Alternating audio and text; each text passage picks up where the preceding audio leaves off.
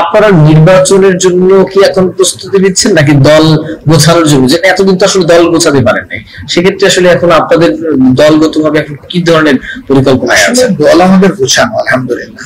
আমাদের দল কখনো আগোছালো ছিল না, কারণ আমরা আমাদের গঠনতন্ত্র অনুসরণ করি।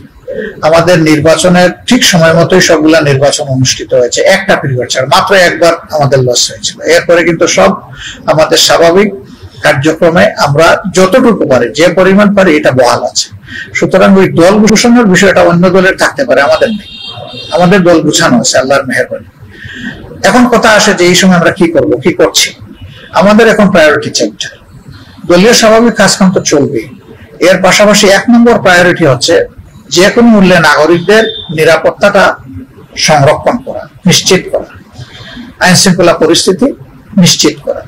2 নম্বর হচ্ছে যারা শহীদ হয়েছে তাদের পরিবারের কাছে গিয়ে তাদেরকে সান্ত্বনা দেওয়া এবং কিছু করণীয় থাকলে সেই নৈতিক দায়িত্ব পালন করা। 3 নম্বর হচ্ছে বিপুল সংখ্যক মানুষ যারা আহত হয়েছে, তারা অনেকেই চিকিৎসা দেশে হয়তো বা সম্ভব না, দেশে যাদের সম্ভব তাদেরকে যতটুকু সম্ভব সহায়তা দেওয়া। সরকার তো ইদানিং বলেছে যে চিকিৎসা ফ্রি, কিন্তু তার সাথে যে অ্যাটেন্ডেন্স লোকটা, তার খাওয়ারও ফ্রি, ওইটা তো ফ্রি নাই। অনেক গরিব পরিবার, তার মা আছে, বাবা আছে, এখানে এসে পড়ে আছে, ওখানে পেটে ভাত দেওয়ার মতো কিছু নাই, সেগুলো তো দেখতে হবে। তো এই জায়গাগুলোকেও আমরা দেখার চেষ্টা করছি আমাদের সামর্থ্যের ভিতরে।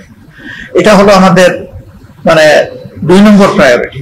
আমাদের 3 নম্বর প্রায়োরিটি হচ্ছে যে আওয়ামী লীগ সরকার যেভাবে সবগুলা সাংবিধানিক প্রতিষ্ঠানকে ধ্বংস করে ফেলেছিল, নির্বাচন কমিশন থেকে শুরু করে পুলিশ বিভাগ, বিচার বিভাগ, সিভিল প্রশাসন, তারপরে মানবাধিকার কমিশন, অডিটর জেনারেলের অফিস, এনবিআর, এই ধরনের মৌলিক যে বাংলাদেশ ব্যাংক, এই জায়গাগুলোকে এখন পরিচ্ছন্ন করা, মতলববাজ, অসৎ, দুর্নীতিপরায়ণ যারা আছে তাদেরকে সরিয়ে এখানে দেশপ্রেমিক যারা করিতকর্মা আছেন তাদেরকে এখানে বসান। আপনারা জানেন যে শুধু রাজনৈতিক কারণে এদেশের বহু মেধাবী মানুষকে তাদের সার্ভিস থেকে বঞ্চিত করা হয়েছে, তাদেরকে এখন উপযুক্ত জায়গায় বসিয়ে তাদের সার্ভিসটা নেওয়া। এই জায়গাগুলো মেরামত করতে তো বর্তমান সরকারে যারা আছেন, অন্তর্বর্তীকালীন সরকার, তাদেরকে একটু সময় লাগবে। এই যৌক্তিক সময়টা, অপটিমাম টাইমটা আমরা তাদেরকে দেওয়ার পক্ষে। এখন এই ব্যাপারে কিছু বলাটা একটা সঠিক নয়। তারা ক্ষমতায় দায়িত্ব নিয়েছেন 10-12 দিন মাত্র হয়েছে, এর বেশি তো হয়নি।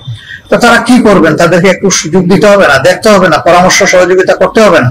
তারা তো নিজে এসে জুড়ে বসে যাননি, আমরাই তো তাদেরকে বসিয়েছি। তা আমরা মনে করি মিনিমাম 1 মাস সময় তাদেরকে একটু শৃঙ্খলায় আসার সময় দিতে হবে। এরপরে তাদেরকে আমাদের যে পরামর্শগুলো দিয়ে তাদেরকে সহযোগিতা করা, আগায় দেওয়া। এখন যদি তারা চলার পথে দেখা যায় জাতীয় প্রত্যাশার বিপক্ষে কোনো পদক্ষেপ নেন, সেটা ধরে দেওয়া, সংশোধন করা, সংশোধন না হলে তার প্রতিবাদ করা, এটা আমাদের দায়িত্ব রাজনৈতিক দল হিসাবে। তো ওই পর্যন্ত যাওয়ার মতো কোনো পরিস্থিতি এখনো সৃষ্টি হয়নি। আমরা তাদেরকে এখন সহযোগিতা করাটাই দরকার মনে করি। এই সময়টা কতদিন পরে তারা নির্বাচন দিবেন এখনই বলা এটা সঠিক বলে আমরা মনে করি না।